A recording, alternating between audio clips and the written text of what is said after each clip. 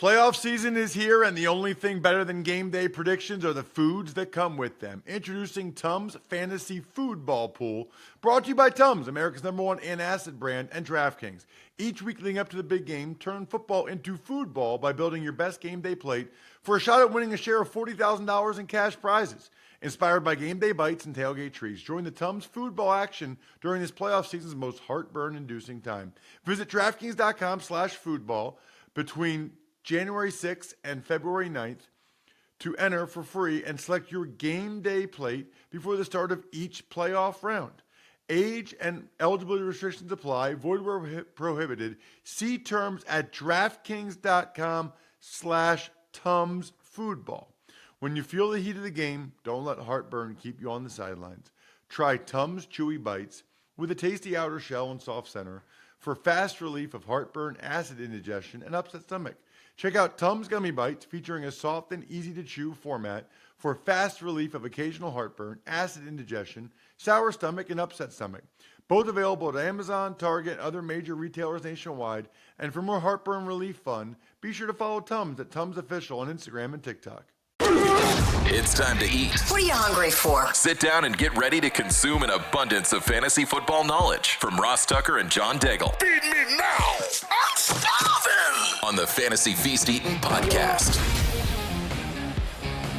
Yeah, let's eat, baby. It is the Fantasy Feast Eatin' podcast. We are, of course, always presented by DraftKings. DraftKings, the crown is yours. I'm Ross Tucker, former NFL offensive lineman, 5 teams, 7 years. Most of you know that. Those of you that check us out on YouTube, youtube.com/Ross Tucker NFL, you can check it out. Thank goodness, because it enabled me to get these broadcasting gigs, which I love, calling games on TV for CBS, on the radio for Westwood One. I'll be in the booth Saturday, 4:30 p.m. Eastern time, with the great Kevin Harlan, calling the Texans and the Chiefs for Westwood One. Should be an absolute blast. You can always check me out on social media, and I recommend that, at Ross Tucker NFL, because I post the food and the beer from my travels, the food in the press box, which you guys will enjoy.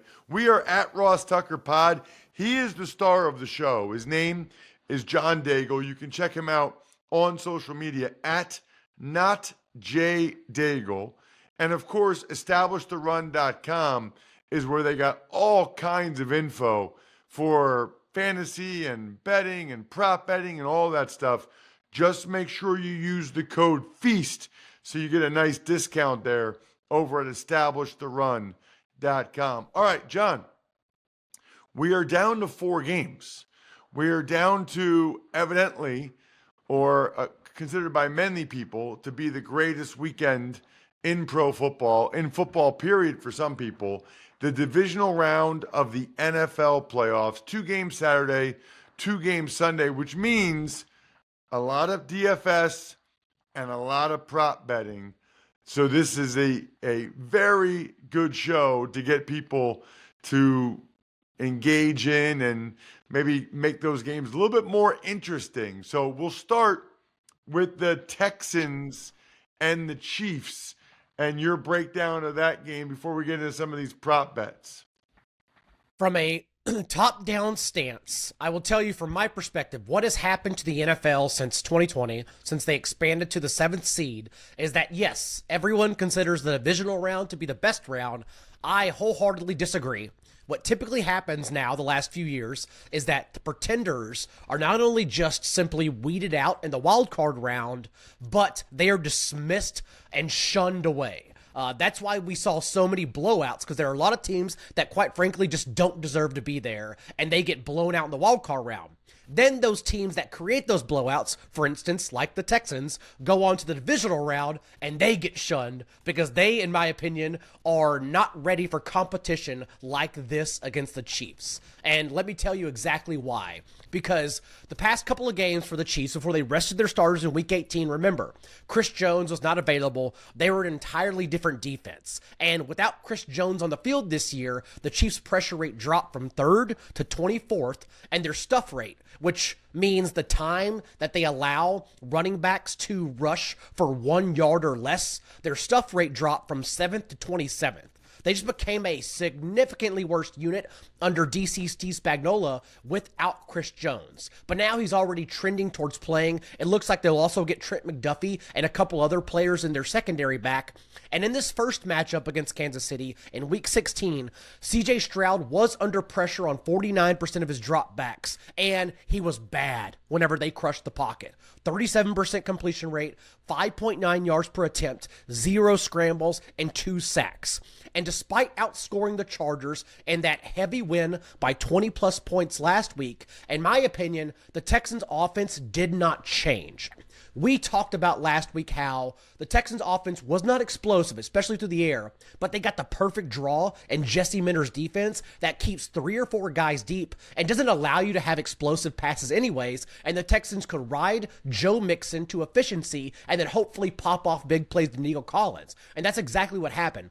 They won with their defense. We'll get to that in a second. But their offense really stayed the same in averaging 3rd and 10. They still set themselves up with inefficient carries and 3rd and long. They just happened to escape those downs because they had a 34-yard fumble recovery from CJ Stroud where he looks up and he launches to Xavier Hutchinson downfield.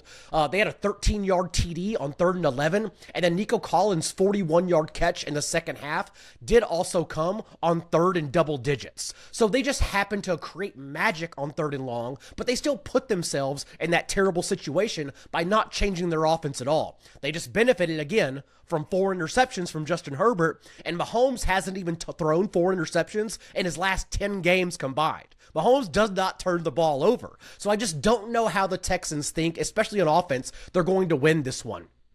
Joe Mixon against the Chargers last week had 25 carries, 106 yards, and a touchdown. But remember, in his 4 games prior, didn't reach 60 rushing yards in any of them and has laid some duds in tougher matchups. So I'm expecting the Texans offense to struggle.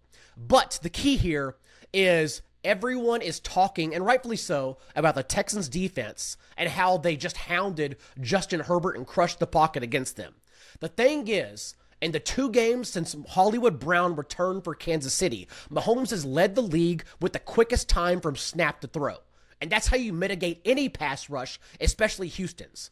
In those 2 games, Mahomes completed 70% of his passes for a league-high 9 yards per attempt when he was under pressure, because you can't stop quick underneath throws to 2 of the league's fastest wide receivers in Xavier Worthy and Hollywood Brown.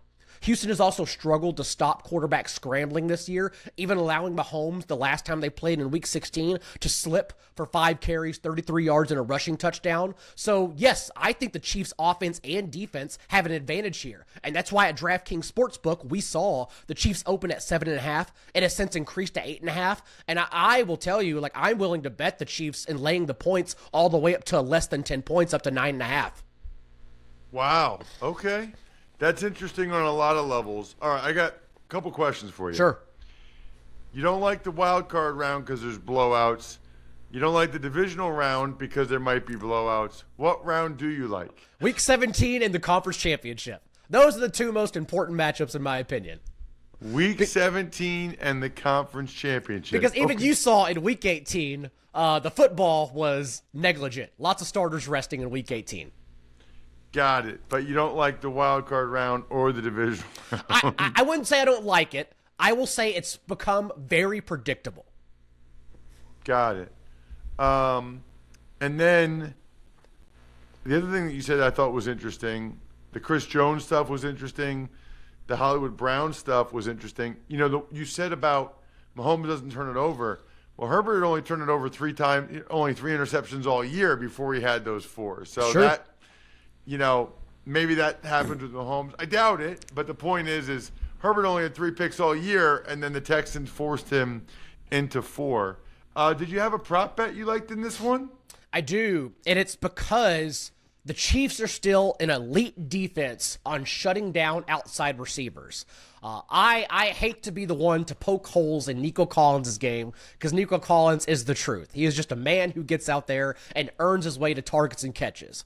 My thing is, since offensive coordinator Bobby Slowick has still not created easy opportunities for Nico throughout the year, like in their last 3 games without Tank Dell, Collins has still only seen 19%, 18%, and 25% of the team's targets. That 25% mark in the wildcard round was as many as John Mechie saw as well. So they're not making life easier for Nico Collins. He's just good and getting the job done with explosive plays. The Chiefs have allowed the fewest fantasy points per game and yards per game to receivers lined out wide, where Nico Collins has run a majority of his routes. So I like Nico Collins under his 81.5 receiving yard prop at DraftKings.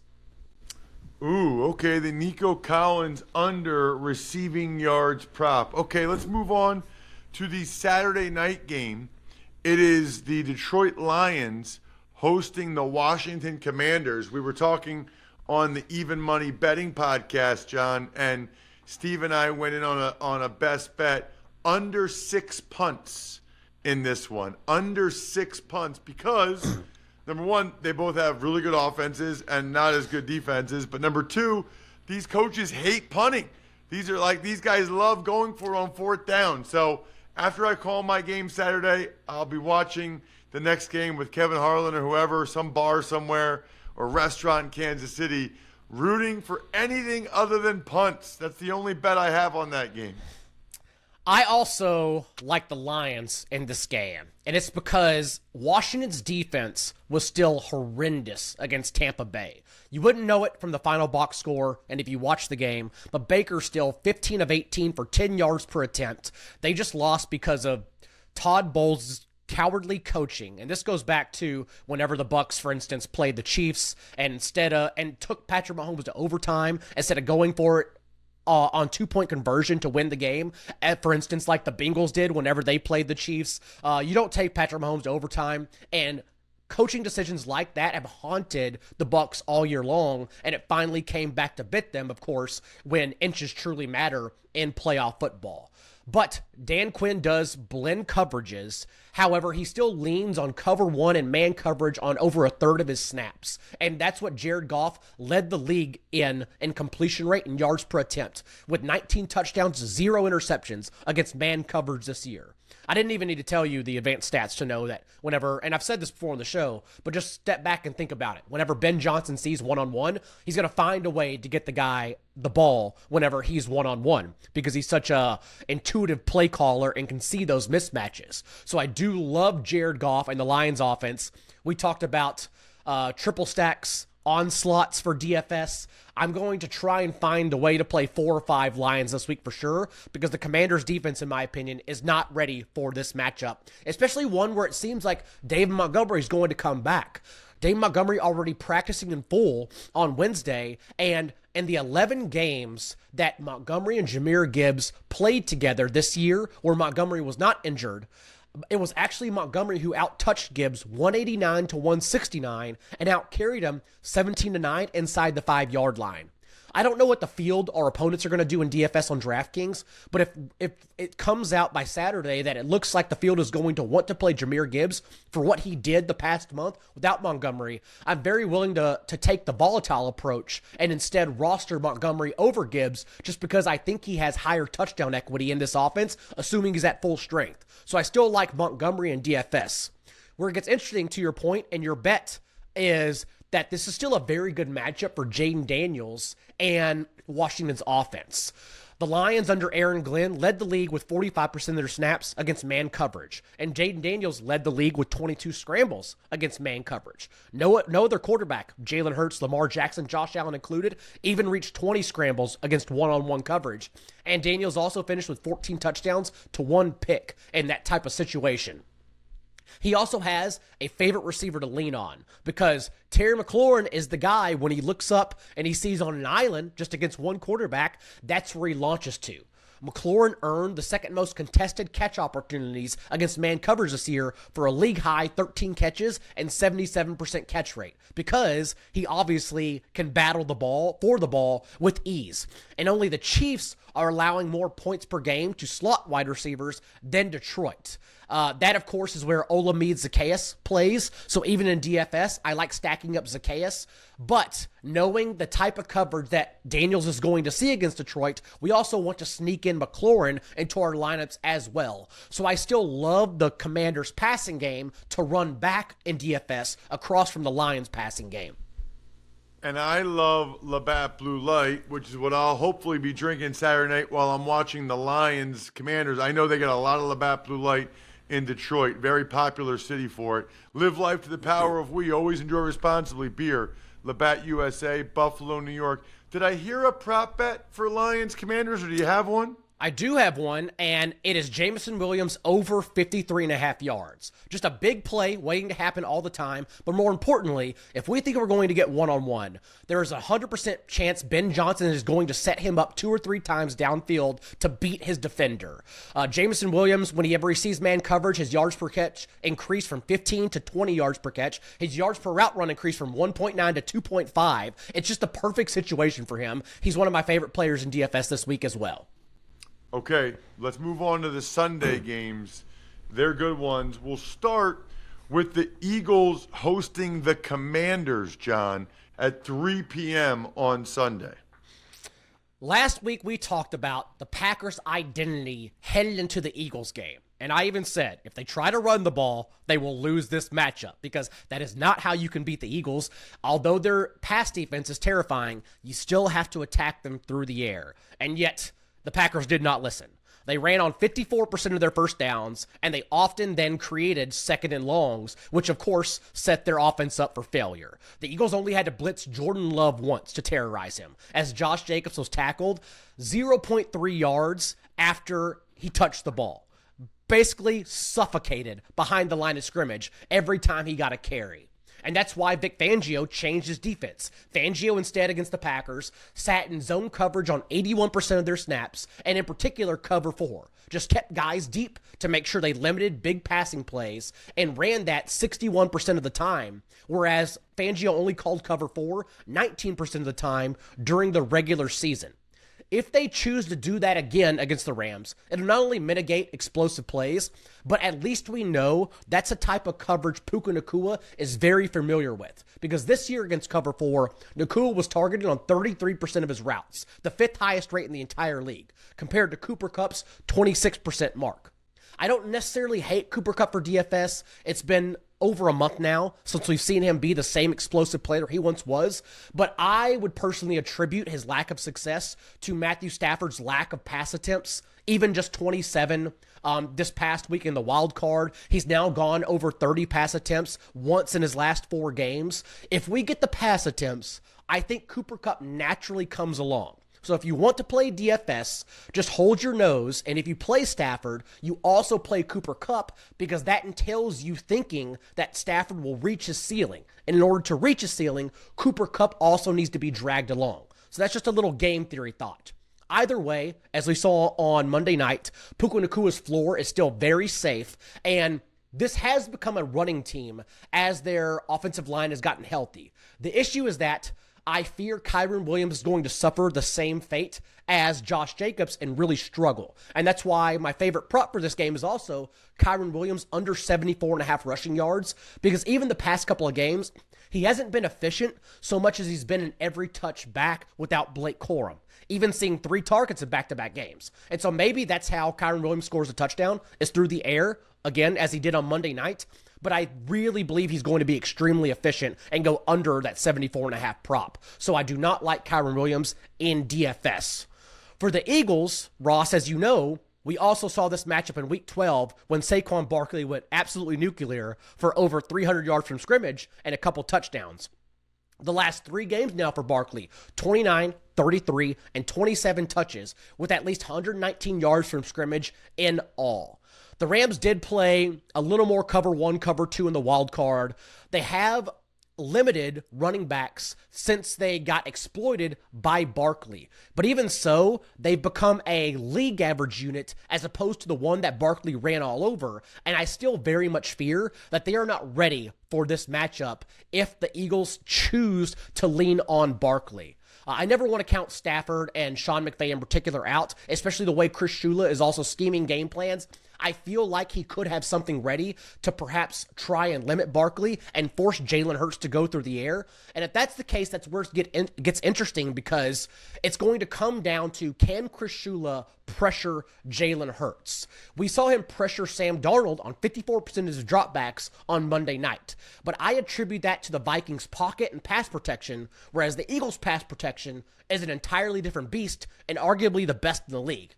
But in Week 12, whenever Shula got to Hurts and disrupted him, he went 2 of 7 for 2.4 yards per attempt. And in his first game back from concussion, this past week against the Packers, whenever he was under pressure, Hurts went 2 of 8 for 2.4 yards per attempt. So the chess match here is, how can Shula create pressure and get to Hurts to disrupt the passing game? All right, so before we get started, you need to know that playoff season's here. And the only thing better than game day predictions are the foods that come with them. Introducing Tums Fantasy Foodball Pool, brought to you by Tums, America's #1 antacid brand, and DraftKings.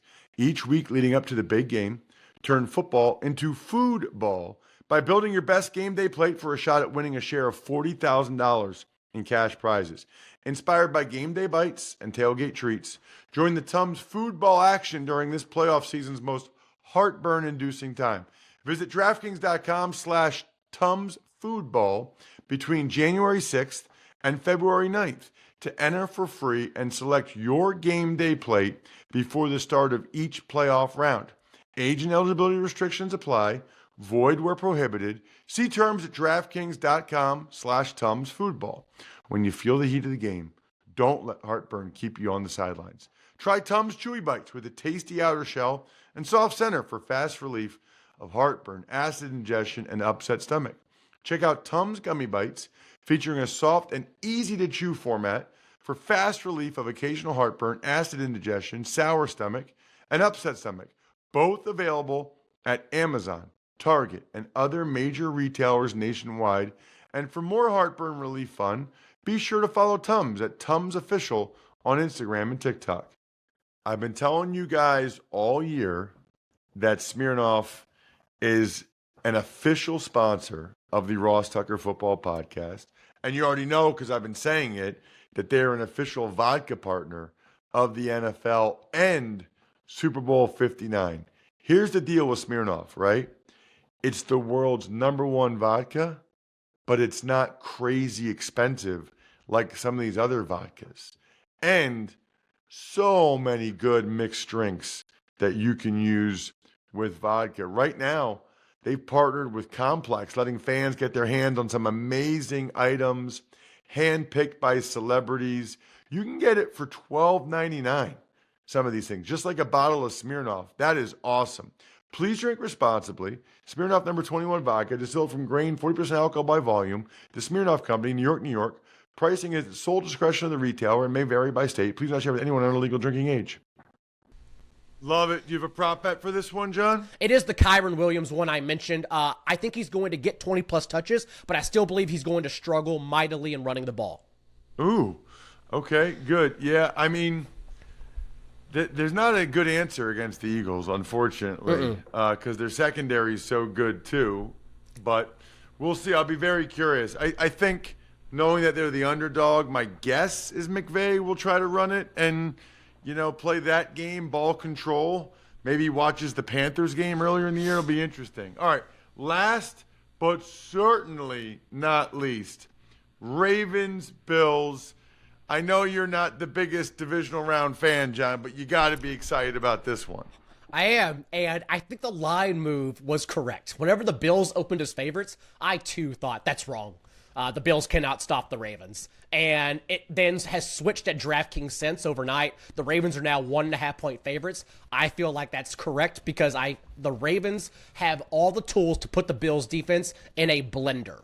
Let's start with that matchup first, because we even talked about last week how I loved Isaiah Likely without Zay Flowers. He goes on to lead the team in receiving yards, and I expect that to happen again, because without Zay Flowers, the Ravens did it correctly with Todd Monken and not being stubborn and trying to put one of their depth receivers into 3 wide sets. They instead said, we will beat you with 2 tight ends. And they were absolutely correct, because Baltimore used 11 personnel, 3 wide receivers, on just 11% of their snaps against Pittsburgh. But they used a 6th offensive lineman 22% of the time, and they went 12 personnel, 2 tight ends, 43% of the time. And that's what allowed them to just lean on Derrick Henry and absolutely crush the Steelers with 299 rushing yards to 29. I will say the Bills' rush defense has become, instead of one of the league's worst, a slightly above average unit in the games that Matt Milano has played when he's been on the field over the last month. They've decreased to just 4.1 yards per carry allowed instead of 5.1 when Milano has been on the field. So we'll see what happens there. But even league average, in my opinion, is not enough to stop Lamar Jackson and Derrick Henry from the ground. Derrick Henry also, who now has 138 yards in 4 consecutive games with 5 touchdowns in his last 3. So we will see what happens. And it's not just that I think it's a great matchup for Baltimore's rushing attack. It's what they're bringing to the field on defense, because against the Broncos, Buffalo used 6 offensive linemen 22% of the time, and they manhandled the trenches. An odd approach, since you still have Josh Allen, and obviously they still got the job done, but that's not how you were going to beat the Ravens, considering Saquon Barkley, if you include even the quarterbacks Baltimore's faced this year, that's Josh Allen as well, within the first month of the season.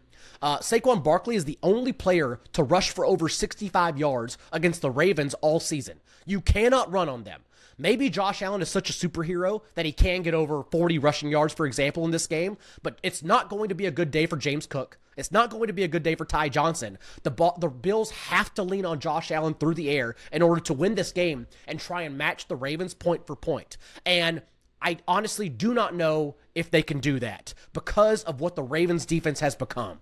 Since week 11, when Baltimore pushed Kyle Hamilton from nickel to safety, the Ravens have allowed league lows in yards per game, yards per attempt, and passing touchdowns, and rank first in EPA per play. They've played Jalen Hurts, Justin Herbert, and CJ Stroud in that time, and they limited all 3 to less than 9 fantasy points exclusively passing through the air. Last week even, against Denver, Josh Allen went 4 of 6 for 2 touchdowns when he launched throws 20 yards downfield.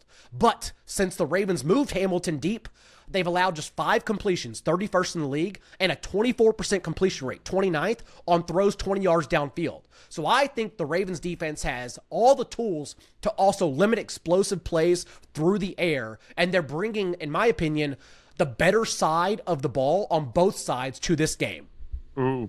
Yeah, you're probably right. They got a lot more Pro Bowlers, All-Pro, all that. We'll see, though. It's in Buffalo. Josh Allen's going to have to be Superman. There's no question. I didn't hear one, John. Did you have a prop bet on this game?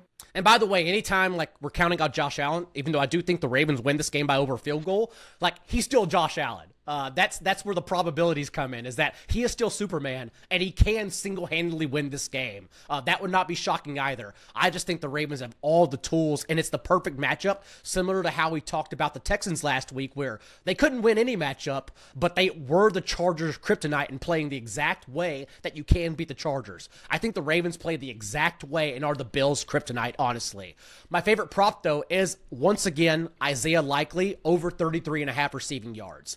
I expect the Ravens, I expect Zay Flowers to yet again miss this game. I expect the Ravens to once again lead this round in 12 personnel usage. And if that's the case, Isaiah Likely will not only be on the field all the time, as he was last week. Both Mark Andrews and Likely ran a route on 74% of Lamar Jackson's dropbacks. But now Likely in his last 2 games, 16 and 21% of the team's targets, he's going to be featured heavily, and I will once again be rostering him in DFS. Check him out on social media. He is the man with the information, man with the plan. At Not J Daigle. I am at Ross Tucker NFL. We are at Ross Tucker. That was a packed show of info for the divisional round. I'm stuffed. We're done. Thanks for tuning in to Fantasy Feast. Make sure to also check out the Ross Tucker Football Podcast, Even Money, and College Draft, all on the DraftKings Network, YouTube, or subscribe to the podcasts on your favorite platform.